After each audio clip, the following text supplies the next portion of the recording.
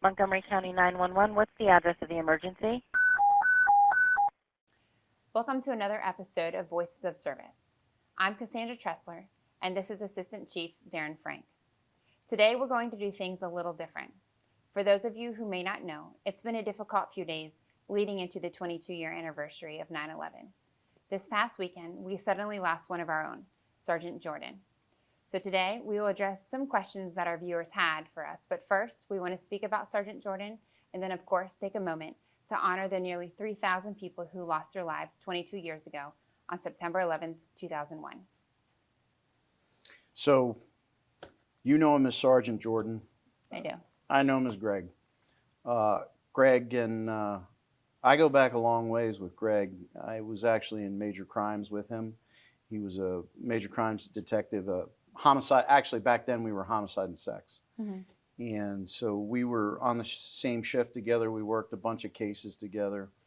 And then I had the privilege of being the 3rd District Commander, and he was a sergeant there. He went and got promoted out of major crimes, and he was a sergeant, and really worked we have unique districts, right? But Silver Spring and the Ida sector where he works, just a tough place to be, and he served there for many years, very faithfully. He's served this department for over 30 years. So it's kind of tough. He didn't show up for work, and officers went to check on him and saw his car was there, and unfortunately they found him, and he had a medical emergency. So he had passed away, and it's tough on us. We just don't expect that. We try and stay healthy. We try and avoid those things off duty, but it's a stressful job. But and certainly there's a lot of stress on his shift, and more importantly, his family. His wife Dee worked for the department, had a very good career here too. Was a fantastic officer, and his daughters, obviously, him and Dee had a lovely family, and they're still quite lovely. They're just hurting right now, just like Greg's shift. Well, our hearts and prayers are with the family and our family. Yeah. Right. Yeah, it's tough, and then as you said, it goes into today, 22nd anniversary of 9/11. We're wearing mourning bands. People ask all the time, why do you wear those? Yeah. So we wear them when an officer is killed in the line of duty. We wear them when an active member is killed, and then the other or passes away, like Greg did. And then the other reason we wear them is on truly remarkable occasions that we need to recognize, like 9/11. So we wear them on 9/11 to recognize all the fallen first responders from that day so many years ago, and then also all the soldiers, the military that sacrificed their life as they work to defend the country. Mm-hmm. So it's hard to believe it's 22 years. I know. I was on the department. You were not. You were in school. I was. And it's interesting for me because, I started to think, where was I that day? Mm-hmm. And I was in school, but it's almost like everything that surrounded that time seems like a blur. I don't remember how I got home that day, but I remember worrying about where my family was. Mm-hmm. My dad was on the department at that time, and I remember thinking, okay, what does he need to do? Where is he? Is he going to come home that night? Is he going to have to go somewhere else? But I just remember them reassuring me, it's going to be okay. Just Right. Come home. It's going to be fine. We'll figure out the next step next, because that's all we could do at that time. Right.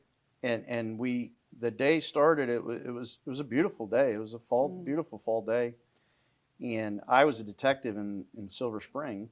Okay.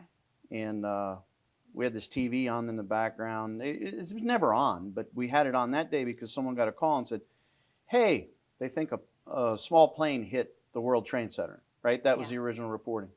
And we actually flipped it on. We didn't have any cases going on at that second.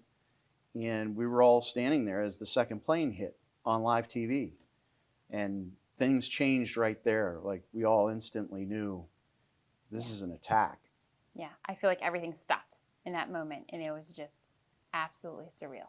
Yeah, and we didn't know what to do because we were you know, granted the Pentagon's down the road and everything's close by, but yet we had to take care of our department. And the upper management, they weren't quite sure what to do because we were waiting for what's next. Because there had to be a what's next, right? So during that first day, it was what's next. And like, I'm sure your dad, right?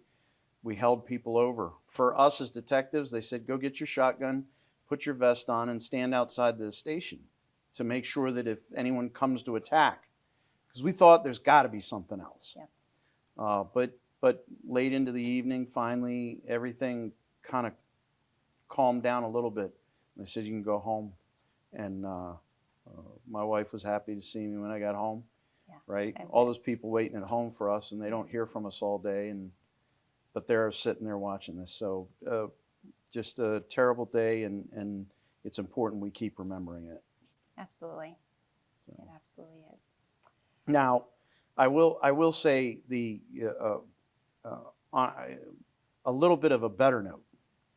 So I'm wearing my tans. These are our original uniforms when I came in the department. Okay. And I got to go to a ceremony earlier today honoring Police Officer 3, Barb Natoli. Yeah. And she's retiring on October 1st, but she has been a long time, obviously member of the department, but also supporter of Special Olympics. Yes, she is. I know you've done articles. Yes, yeah, she's incredible. In fact, I actually knew of her through Special Olympics before I even became an officer because I did a lot of work with them as well. And she has been incredible for that program. What an incredible liaison between Special Olympics and our department. Right.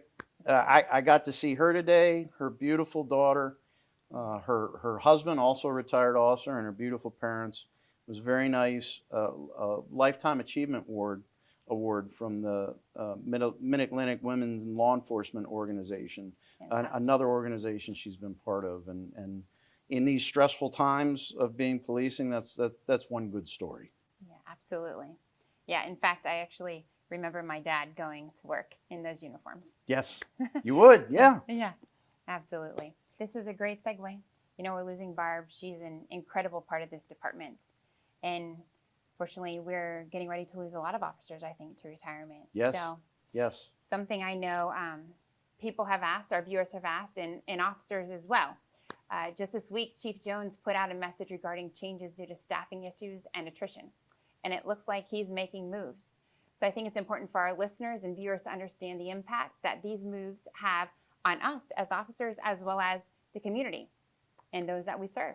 So Chief, can you give us a little insight as to how Chief Jones plans to implement these changes? Sure. So one of the important things to remember is our attrition problem in general. Okay. For a number of reasons, we have not been able to hire officers. It's not because we don't want to. It's just when I came on the department, 4,000 people would apply for 50 positions. Mm-hmm. Our last class, we hired 24. Only 429 people applied. So finding people that are qualified, wanting to do this job, and then can pass a background investigation is difficult. So we're also losing a ton of great officers like Barb to retirement. Yeah. And those will continue over the next year. In the next year, we're going to be 200 officers down. Right now, we're 134, and it's going to keep going and going until we can really turn the ship on recruiting. So we have to change how our resources are allocated, because the last thing we want to do is diminish our service. Right.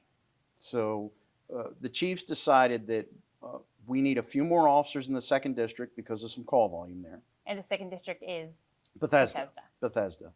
And so in the 1st district and the 6th district, which is Rockville and Montgomery Village, Gaithersburg, we have municipal police departments, and they do a fantastic job.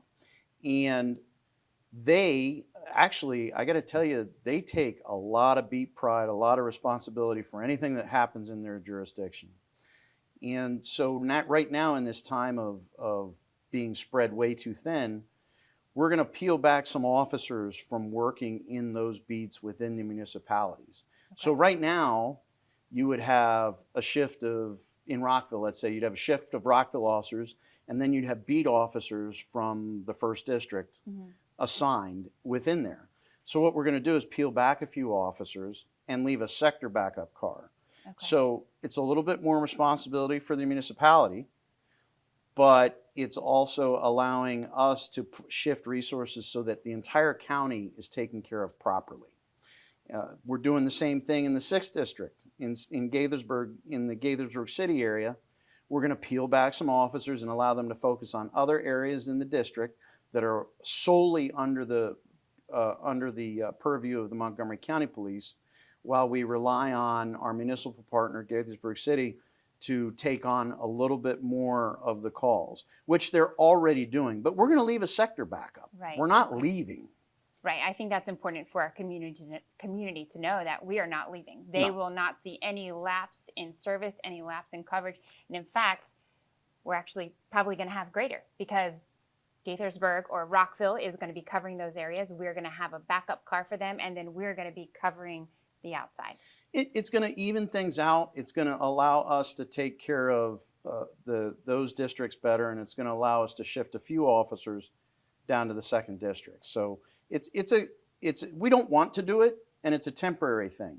That was going to be my next question. Is this Right. going to be temporary, or is this a permanent? Right now, we're looking at it as temporary, Okay. because we want to turn the ship on hiring. And now, I will say this though, right? You got to evaluate anything as you do it. How does it work out? Right. What are the expectations of our communities? And when we get back to the numbers we want to be at, which I'm going to be honest, I have the attrition chart. It's one of my jobs to fill this thing out. It's going to be 2 years at least, Okay. unless something miraculous happens. And so we're going to learn to become more efficient during this time, and we continue to assess. Just as we're doing reimagining policing on many levels in this county, this is part of it. How do we provide the best service we can? And now faced with an attrition problem, how do we move our chess pieces around to deal with crime and safety? Right. Okay.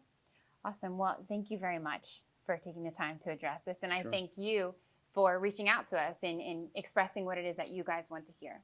But thank you for being with us for another episode of Voices of Service. Stay tuned and stay safe.